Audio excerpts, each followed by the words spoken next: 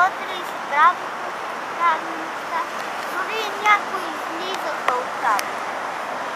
Мама сме я изпратили на самолетчето и кака, а ние с малката дребна боболечка сме на Триумфалната арка.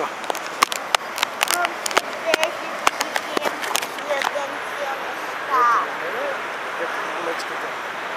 Седиме си на една пейка с малко боболече и сега ще хапнем. Ето тук яденето.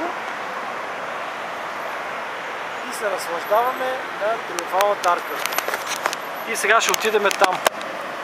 Боби, я отиди там до ограждението, да снимам пред Триумфалната арка. Ето една дребна боболечка.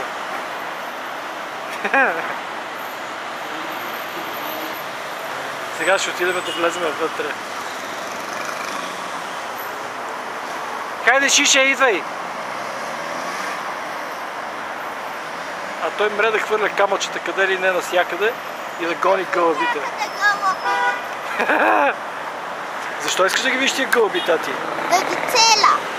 С какво ще ги целиш? Ти си едно малко престъпниче, тати. Тати! Ето е арка. Гладен съм. Сега ще ти дам да ядеш. Айде.